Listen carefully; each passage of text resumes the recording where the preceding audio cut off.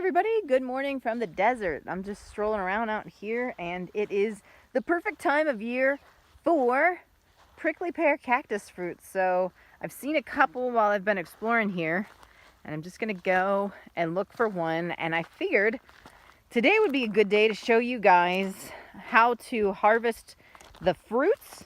So before I did show the actual pads of the prickly pear, so just for, I guess, a little terminology out of the way here, if you're not familiar with them, the prickly pears, there's like a little tiny one down there, you can see, right? So that's basically a prickly pear cactus, and there's a lot of different kinds. I actually did a video where I went over the different kinds of, well, not all of them, but a good deal of prickly pears that you'll encounter. And then I showed you eating the pads. These ones are pretty spiny. The ones we ate didn't have that many spines to stick on the way.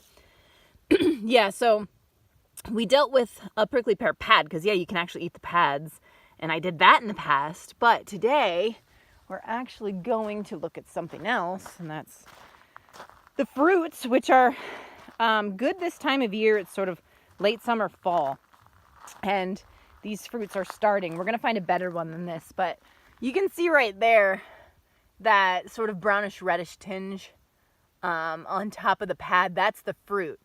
So they'll call these, like the Spanish term for this is nopales, but the just general term is prickly pear, the prickly pear cactus. The scientific term is apuntia, and that actually covers a wide amount of cacti. That's like the prickly pears you see here, and also these cholla. They're all in that genus.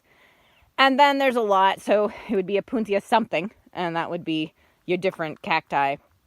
Like I said, including the cholla, which, believe it or not, if you know anything about cholla, they're crazy.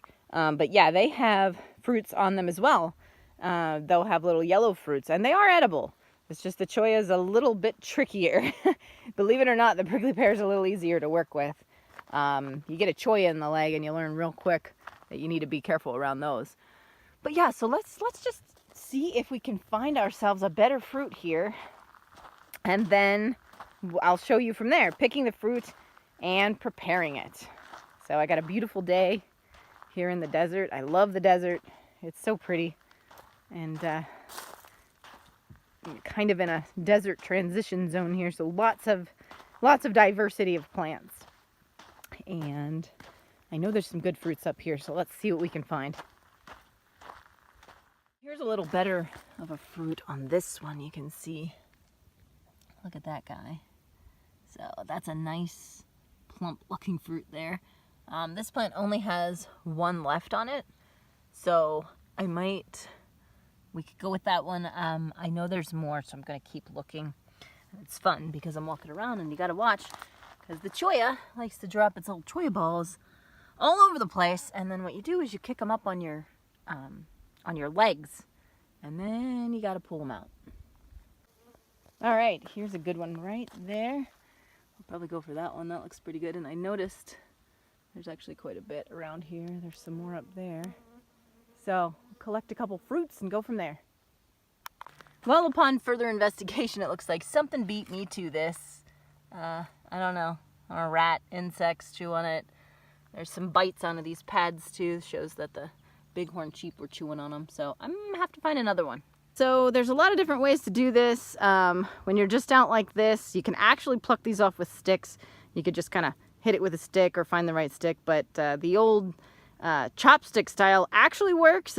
If you kind of practice it and get a good grip, you can pluck them off, and then you can hold them.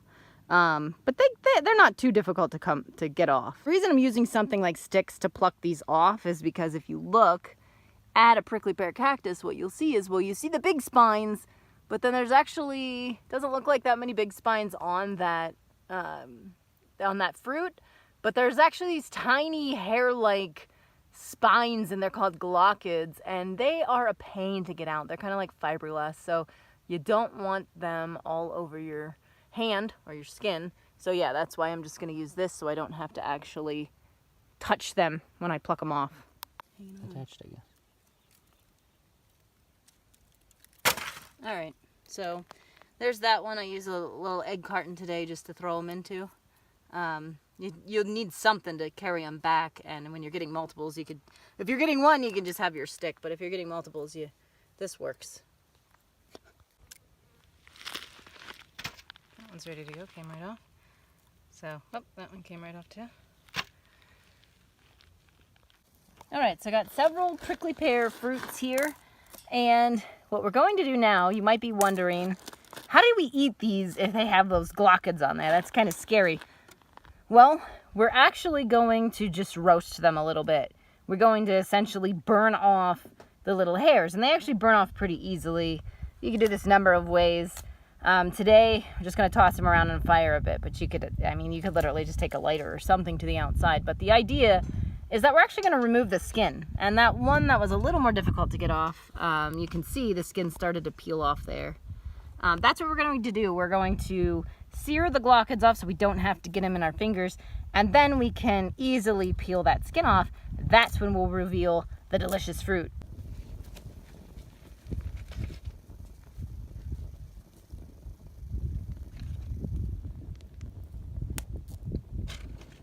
But you don't want to burn them, so you just kind of cook them and then take them off. All right, so now you can just cut each end off.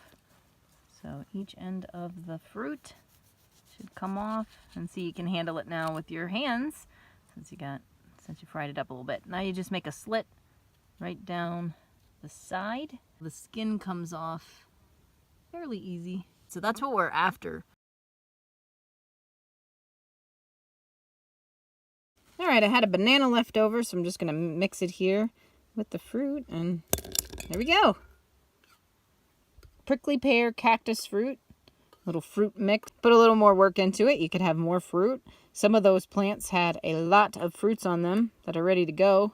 I kind of wish I saw more animals eating them, but yeah, there's a lot of fruit on here. And like I mentioned, I did do a video on preparing and eating the prickly pear pads as well. So if you haven't seen that, I'll put a link in the description eventually. There's a lot of other things in there too that I eat in the wild that you can check out and maybe find something that's in your area, all the way from the Pacific Northwest down to desert delicacies. So see you guys next time.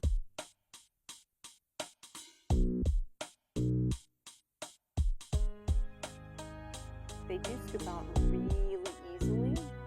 And again, then you can just eat them as is.